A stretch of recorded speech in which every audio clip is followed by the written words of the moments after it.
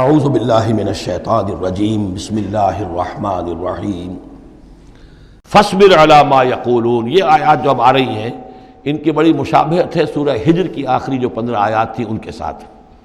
فاصبر علی ما یقولون، تو اے نبی جو کچھ یہ کہہ رہے ہیں اس پر آپ صبر کیجئے۔ وسبح بحمد ربک قبل طلوع الشمس، اور اپنے رب کی حمد کے ساتھ اس کی تسبیح بیان کیجئے سورج کے طلوع ہونے سے قبل بھی۔ یہ نماز فجر کی ہو گئی۔ وقبل غروبها، اور سورج کے غروب ہونے سے پہلے، یہ عصر کی نماز ہے۔ ومن آناء اللیل فسبح، اور یہ کہ رات کے حصوں میں، کچھ گھڑیوں میں رات کے، اس میں بھی آپ اللہ کی تسبیح کیجئے۔ یہ مغرب اور عشاء ہو گئی۔ وہ اطراف النہار، اور نہار کے دونوں سروں پر یا دونوں اطراف میں، یہ ہے سورج کے ڈھلنے کے ادھر ظہر ہے۔ اور ایک اور نماز بھی ہے جس کو صلاۃ الضحیٰ کہتے ہیں، یا جس کو چاشت کی نماز کہتے ہیں، لیکن وہ فرض نہیں ہے۔ جتنی یہ نصف النہار سے ڈھل کر یعنی شام کی طرف جتنی دور پہ ہے فاصلے پر ظہر، اتنی ہی نصف النہار سے قبل وہ چاشت کی نماز ہے، لیکن یہ کہ وہ فرض نہیں ہے۔ نمازیں اصل میں 8 ہیں، 3 نمازوں کو فرض نہیں رکھا گیا، 5 کو فرض کیا گیا۔ نمازیں 8 ہیں اور وہ بڑی ایونلی ڈسٹریبیوٹڈ ہیں۔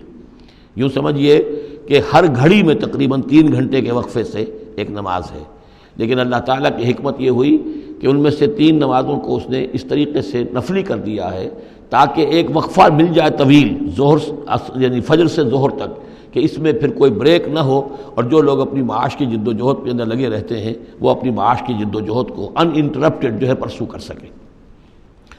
لعلک ترضی، اگر تم یہ کرو گے تو تم خود راضی ہو جاؤ گے، اللہ تعالیٰ تمہیں راضی کر دے گا۔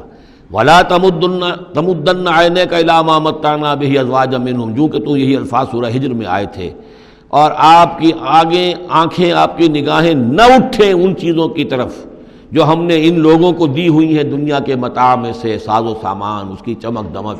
اے نبی آپ کی نگاہ بھی ادھر نہ اٹھے، مبادا کسی کو گمان ہو کہ محمد کی نگاہوں میں بھی انہی چیزوں کی وقت ہے اور قدر ہے۔ ولا تمدن عینیک الی ما متعنا بہ ازواجا منہم زہرۃ الحیات الدنیا، یہ سب دنیا کی زندگی کی چمک دمک ہے، اس کی کوئی حقیقت نہیں ہے۔ آپ تو حقیقت کے آشنا ہیں، آپ کو معلوم ہونا چاہیے کہ یہ سب نے، جیسا کہ ہم سورہ کہف میں پڑھ آئے ہیں، جعلنا ما علی الارض زینۃ لہا لنبلوہم ایہم احسن عملا، یہ ساری چمک دمک ہم نے زمین پر اس لیے بنا دی ہے تاکہ ہم آزمائے لوگوں کو کون ہے اچھے عمل کرنے والے۔ ولا تمدن عینیک الی ما متعنا بہ ازواجا منہم زہرۃ الحیات الدنیا لنفتنہم فیہ، اور یہ تو ہم نے ان کو اس لیے دیا ہے کہ اس کو فتنے میں مبتلا کریں، آزمائیں انہیں اس میں۔ وَرِزْقُ رَبِّكَ خَيْرٌ وَأَبْقَىٰ، اور آپ کے رب کا رزق جو اللہ نے آپ کو دیا ہے وہ کہیں بہتر ہے اور باقی رہنے والا ہے۔ اور وہ رزق کون سا ہے؟ سورہ ہجر سے اب اس کا موازنہ کیجئے۔ وَلَقَدْ آتَيْنَاكَ سَبْعًا مِّنَ الْمَثَانِي وَالْقُرْآنِ الْعَظِيمِ، اے نبی ہم نے آپ کو وہ 7 آیتیں عطا کی ہیں سورہ فاتحہ کی، جو بار بار دہرانے کی ہیں، جو ایک بندہ مومن کے لیے گویا کہ وظیفہ ہے۔ کتنی مرتبہ جو ہے ایک نمازی کتنی مرتبہ سورہ فاتحہ پڑھ رہا ہے؟ تو ہم نے سبع من المثانی والقرآن العظیم آپ کو دیا ہے۔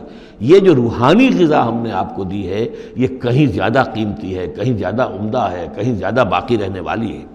وَأَمُرْ أَهْلَكَ بِالصَّلَاةِ وَاصْطَبِرْ عَلَيْهَا، اپنے گھر والوں کو بھی حکم دیجئے نماز کا اور خود بھی اس کے اوپر جم جائیے، قائم رہیے۔ لا نسألک رزقا، ہم آپ سے کوئی رزق نہیں مانگ رہے، نحن نرزقک، ہم خود آپ کو رزق دیتے ہیں۔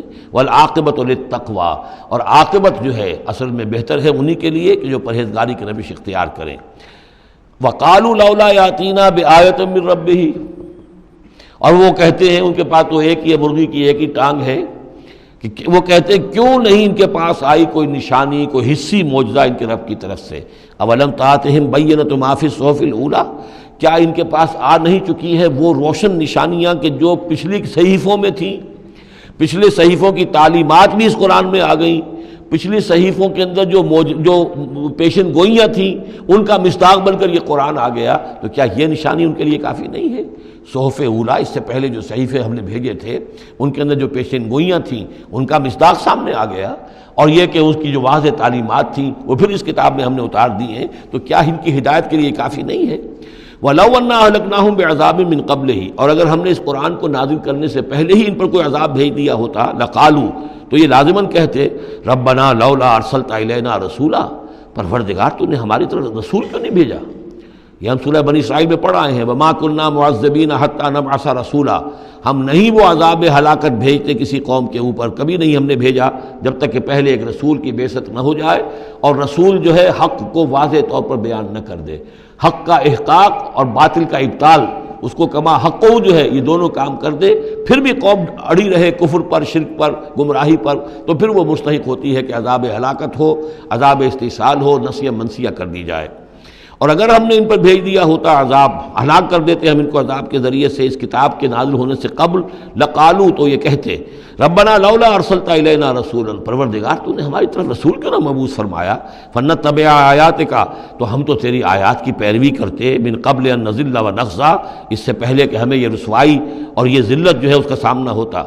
قل کل متربص، کہہ دیجئے ہر ایک انتظار میں ہے، راہ دیکھ رہا ہے، فتربصوا، تو تم بھی انتظار کرو، فستعلمون، تو ان قریب تمہیں معلوم ہو جائے گا، من اصحاب الصراط السوی، کون ہے وہ کہ جو سیدھی راہ پر چلنے والے ہیں، ومن اہتدی، کون ہے وہ کہ جو ہدایت یافتہ ہیں۔ صدق اللہ العظیم۔